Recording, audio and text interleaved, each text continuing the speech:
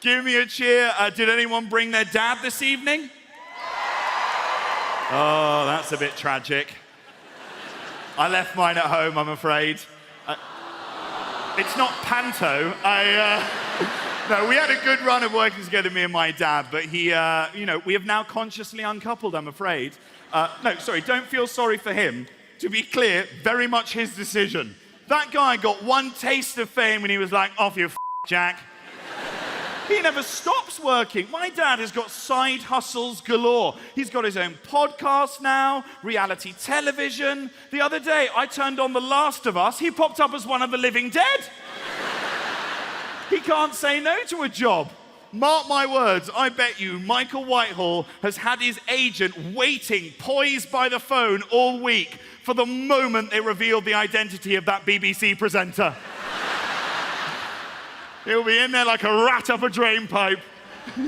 I also, of course, blame my social inadequacies on my upbringing. As many of you know, I was sent to a boarding school aged 10 because my parents were financially well off but emotionally bankrupt. Ridiculous place to raise a child. You basically spend a fortune to give your kid an empathy bypass, daddy issues, but fluent in Latin. For anyone that is unaware of my father, he has a very specific sense of humor. It's why I can never bring a girl back home. The times in my life that I have, it's always been a disaster. I always remember one Christmas, I took a girl back to meet him for the first time and took her back to the family home. And my father was like, oh, would you like a tour of the family home? I was like, oh, please, God, no, not the tour of the family home. I would say that our relationship was doomed by the time they'd reached the kitchen. Because in my father's kitchen, he has a little wine cellar built into the floor. A little wine cellar. It's a little hatch door to the wine cellar with a padlock on it. And my father thought it was appropriate to walk over it and whisper in her ear, "This is where I keep my secret family." Because I come from a family of heavy drinkers. Right? My dad, he drinks a lot. This is how big a drinker my dad is. I took my dad to a McDonald's the other day for the first time ever. He asked to see a wine list. My dad's bad with the fast food. The other thing my dad can't get his head around is technology. I've got a great prank that I play on my dad, okay? You've got to try this, right? If your parent is a bit of a technophobe, what I do is I wait for my mum to buy a new bit of machinery for their house. Doesn't matter what it is, laptop, coffee machine, new printer, and then I tell my 76-year-old dad that said piece of machinery is voice activated. Oh my God, you have not known true joy until you have seen a 76-year-old man tell an electric blanket to go f*** itself. He's got even worse now, as well, that he is a minor celebrity. I'm not saying the fame has gone to his head, but the other day, my dad was doing a medical questionnaire, and under occupation, he put national treasure.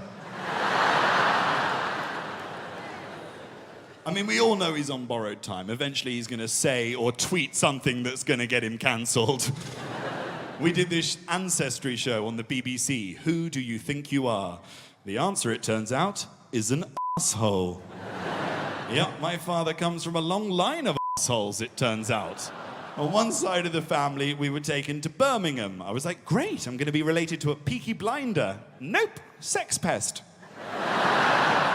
One of my ancestors was a philandering con artist that got syphilis, gave it to his wife, and they both died in a mental asylum. Well, it turns out he was the good one. Oh, yeah. My other ancestor made old Cheaty McSyphilis look like Mother Teresa. Other side of the family, we visited Wales and discovered that I'm related to a prominent Welsh Tory MP that introduced blood sports to the nation, then put down a revolt of Welsh workers that were fighting for the right to vote, and had the William Wallace of Wales arrested and hung, drawn, and quartered for treason. So I'm finding all of this stuff out. I was upset, I was moved, I was disturbed. I turned to look at my dad, nothing. I was like, Daddy, you need to look more upset. There are cameras on us all the time. Can you at least pretend to be sad? He went, I am sad. It is all deeply depressing. I had absolutely no idea that we were Welsh.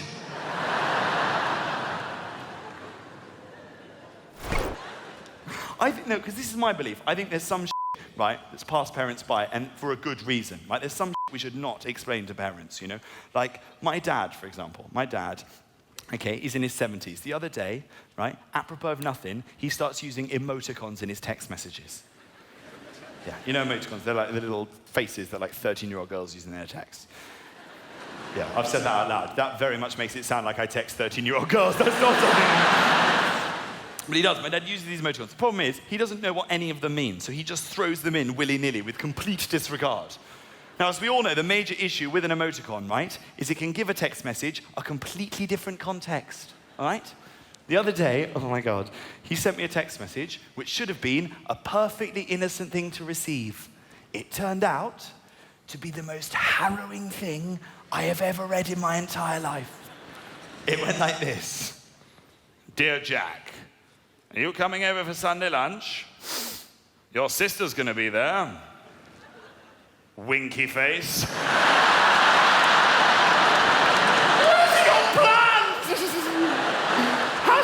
Family roast. Oh, so that is harder for me to envisage than you. My sister's rough. No. She's not. She's very handsome. We do try to get my dad into the spirit of Christmas each year. We always put his angina tablets in the advent calendar.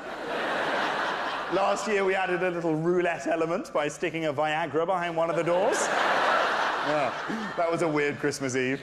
I have never seen carol singers run that fast. I'm going to tell you one more story. It's about my dad. Look, I know that I've made jokes about him, and the reality is I love him dearly, and I never take for granted how lucky I am to get to spend that time traveling around the world with him. And I'm so proud of him as well for how much he puts himself out of his comfort zone to do the stuff that we do. And I get to see whole new sides to my dad that I never thought that I would see. And that's not to say that on occasion I haven't pushed him too far. And so I want to leave you with this story about the occasion when I did just that. And it was actually very traumatic at the time. It was something that we didn't feel like we could put in the show because it wound up with him collapsing and being rushed to hospital. But tragedy plus time equals comedy. So here goes. It happened when we went to the Ukraine and we visited Chernobyl. Has anyone ever been to Chernobyl, by the way? Woo! Just that woman over there. Holding up her third hand. It's a terrifying place. It's a terrifying place. The site of the worst ever nuclear disaster in human history. Uninhabited now, other than by packs of feral stray dogs. But weirdly, also, now a tourist destination. Fun for all the family.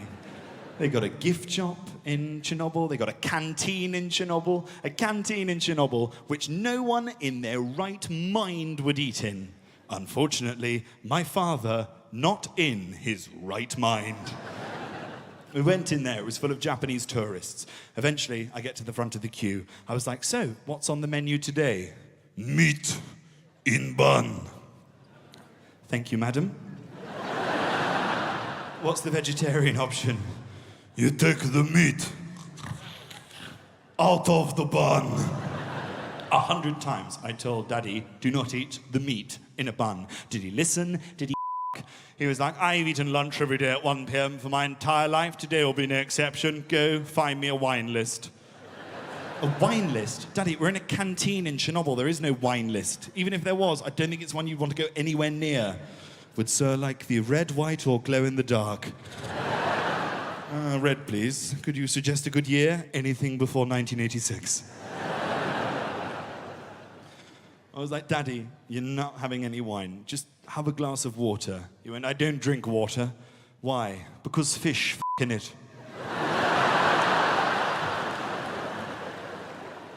So he doesn't drink any water. He eats the mystery meat in a bun. Cut to 45 minutes later, we are in a van. We are with our camera crew. We are driving past the exclusion zone towards Pripyat into the deserted woodlands, the most toxic and radioactive place on Earth. When all of a sudden, my father turns to me and whispers in my ear, "Jack, I need the toilet." I turn to look at him and he does not look in a good way. Seriously, I have not seen him this red in the face since I told him there was a Women's World Cup. I'm like, "Daddy, you can't go to the toilet. You missed your chance. We are now in the middle of butt nowhere." He grabbed my arm and in a voice that sounded like he had been possessed by a demon, he goes, "Stop this van!" I've never seen my dad partake in physical exercise in his entire life. He literally ripped open the door to this van and he ran into the woods like he was Usain Bolt. I turned to the camera crew. I'm like, "Just hide behind the van. I will go and I will deal with this." I follow my father into the woods, past these signs: danger, do not trespass, radiation. You're constantly told when you're in Chernobyl that you cannot touch or lean on any surface for fear of radiation poisoning. Therefore, as I enter the woods, it becomes very clear very quickly that the only way that my 79-year-old father is going to be able to relieve himself in the woods is with my assistance.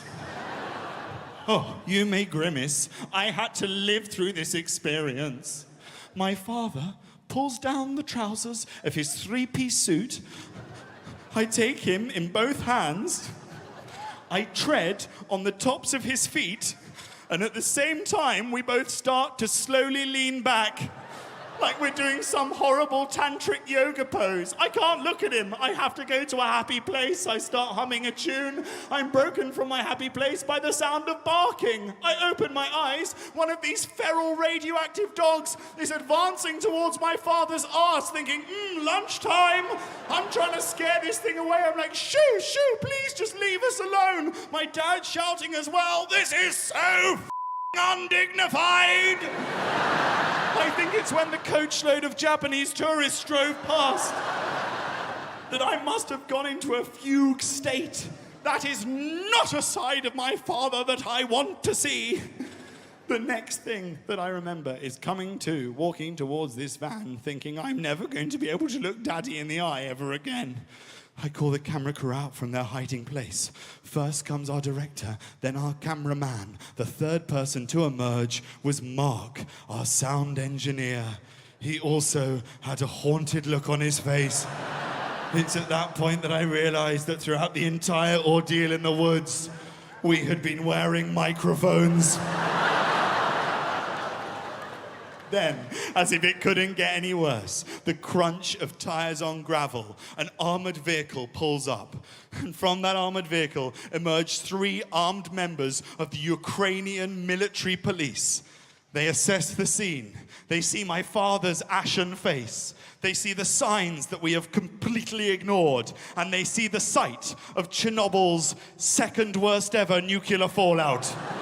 They do not look best pleased. It's at that point that I think quickly and I intervene. I'm like, "Gentlemen, before you say anything, can I just point out that I have read all of the signs here and nowhere can I see one that says, 'Would you please refrain from entering the woods with active diarrhea?'"